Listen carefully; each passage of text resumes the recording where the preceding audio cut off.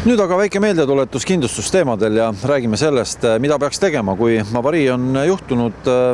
Uute reeglite ja seaduste järgi tuleb välja, ei peagi võib-olla kindlustuse poole kohe pöörduma, piisab, kui sõidate remonditöökoja uksest sisse, aga eks te kuulete ise kohe täpsemalt. Mina olen selline eksprompt tulija, ma ei helistanud ette, kasutasin ära seda, et me teeme saadet sinuga ja näitasin lihtsalt, et auto on selline. Kuidas tegelikult see protsess välja näeb? No tegelikult näeb see nii välja, et kõigepealt tuleb esitada kindlustusele kahjuavaldus.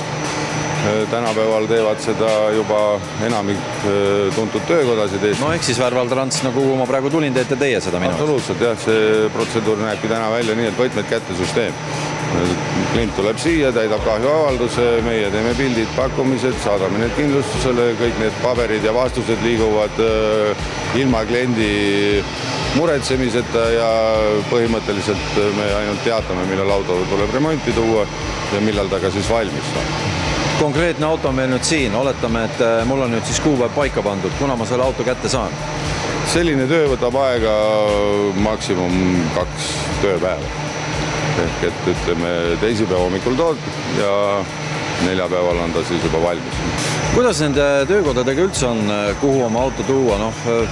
Jällegi me jõuame sinna, et Ivan nurga taga teeb selle töö võib-olla poole odavamalt ära.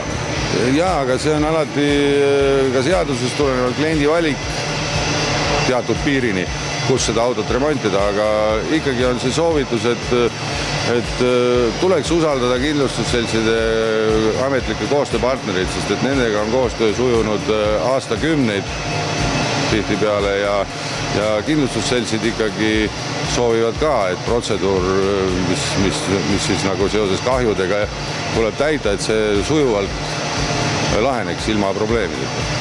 Ja seetõttu paluks klientidel ikkagi usaldada neid kindlustuste koostööpartnereid ja lihtsalt küsida nende käest, kuhu te soovitate minna?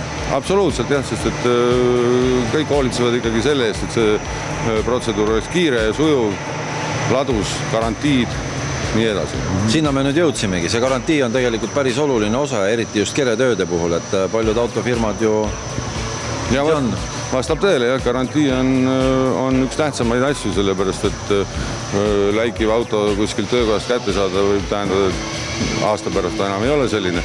Seepärast garantii tingimused on asjad, mis peavad olema igal korrektsel töökojal esitada ja nendest peetakse ka kinni.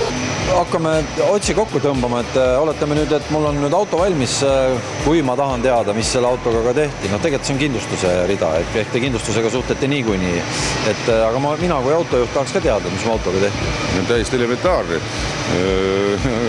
On igati mõistetav, et inimene soovib teada, mis siis ikkagi selle remondi käigus vahetati, värviti, remonditi ja kindlasti on tal ka üks küsimus, et kas remondi tagajärjel varaväärtus säilis, mis on, ütleme, autod ei ole odavad teinekord ja keegi ei soovi ju, et tema liiklusvahendi turuhind langeks peale avariid. Seetõttu me kindlasti näitame ette nii pakkumised kui ka tehtud tööd, võimaluse korral selgitame juba enne remonti, mis sees ootab ja ikka me koostöös kliendiga anname alati teada sellest, mis me autoga oleme teinud. No, mina ajasin oma auto siia kohale, aga näiteks teen pildid, saadan teile, võib-olla ei pea kohale tulema. Moodne elustiil ja meie kommentaar on see, et alatasa inimesed üritavad tänapäeval meili teel oma auto vigastustest ülevaateid edastada ja küsivad pakkumisi.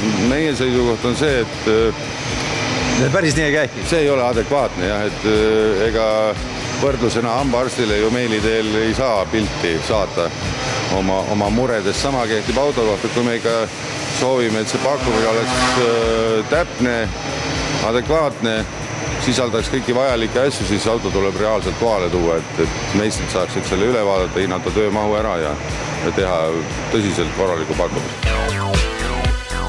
Kui nüüd õnnetus on juhtunud ja inimene vaatab oma auto peale ja otsustab, et nii, remont tuleb ikkagi ära teha, kahjustused on suured. Mis ta peab kõigepealt tegema? Kas võtma ühendust teiega, kui ta on teie klient, või piisab, kui ta sõidab kohe autoremondi töökotta, sealt aetakse asja edasi?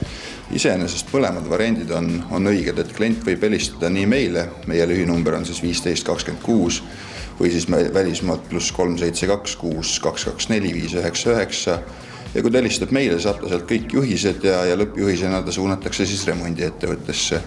Samas klient võib pöörduda ka otse remondiettevõttesse, kõik remondiettevõtted teavad, kuidas käituda, mida teha ja saab kõik asjad korda aetada ainult otse remondiettevõttesse minnes. Põhimõtteliselt kindlustusse minema üldse ei peagi? Meie kontorisse kindlasti kohale tulema ei pea. Kui nüüd see vigastus auto puhul ei ole nii suur, näiteks nagu selle Volvo puhul siin, et ainult kriimud on peal, aga aega ei ole lihtsalt seda autot nagu remonti anda, isegi selleks 3 päevaks mitte, see aeg saabub 2 kuu pärast. On täiesti plaan minna reisile ja siis see auto lasta siis olla kas või nädal aega see remonditöökohas. Ehk, kas see teie poolt vaadatuna on okei? On okei. Meil on tähtis see, et meil saaks kahjustused fikseeritud, et kui kahju toimub, las klient käib remondiettevõttest läbi või juhul, kui see võimalik ei ole, teeb ära pildid, edastab meile pildid, et meil siis oleks kahju tõendatud ja asjaolud selged. Peale seda remondiettevõtte koostab juba kalkulatsiooni ja saadab selle kindlustusseltsile läbivaatamiseks. Meie siis vaatame selle esimesel võimalusel läbi ja väljastame remondiettevõttele garantiikirja. Garantiikirja saab alati kätte ka klient, kuid see garantiikirja saamine ei tähenda seda, et ta peab täna nüüd ja kohe praegu remonti minema. Ta võib seda teha nädala, 2 kuu pärast, et millal tal endal parasjagu sobilik on. Ja remondi aja peab ta siis kokku leppima ise remondiettevõttega.